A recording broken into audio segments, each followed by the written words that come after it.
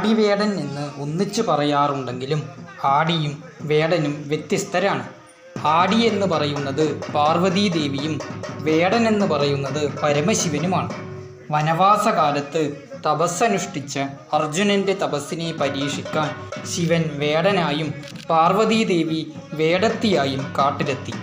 ഇതേ സമയത്താണ് മൂകൻ എന്ന അസുരൻ കാട്ടുപന്നിയുടെ രൂപത്തിൽ അർജുനനെ ആക്രമിക്കാൻ ശ്രമിക്കുന്നത്. പരമശിവനും അർജുനനും ഒരേ സമയം അമ്പെയ്തു. ബാണമേറ്റ് കാട്ടുപന്നി വീഴുകയും മൂകൻ മരിച്ച് അസുരരൂപത്തിലാകുകയും ചെയ്യുന്നു.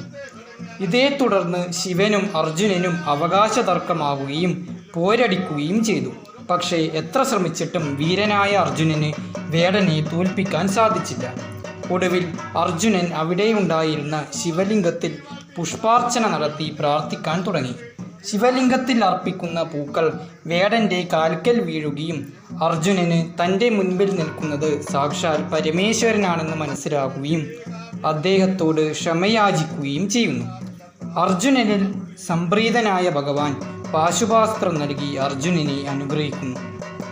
ഇങ്ങനെ അവതരിച്ച ശിവനും പാർവതിയുമാണ് ആടിയും വേടനുമായി ദുരിതമകറ്റാൻ എഴുന്നള്ളുന്നത്. രണ്ട് വ്യത്യസ്ത സമുദായങ്ങളിൽപ്പെട്ടവരാണ് കോലം ധരിക്കുന്നത്. ആടിയായി വണ്ണാൻ സമുദായത്തിലെ കൊച്ചുകുട്ടികളും വേടനായി മലയ സമുദായത്തിലെ കൊച്ചുകുട്ടികളും കോലം ധരിക്കുന്നു.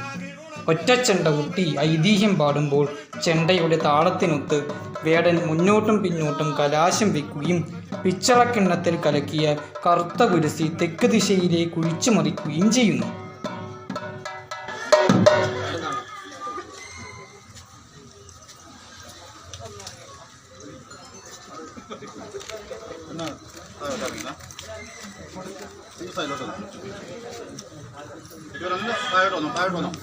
ചേട്ടാ ഫോണ് പറ്റും.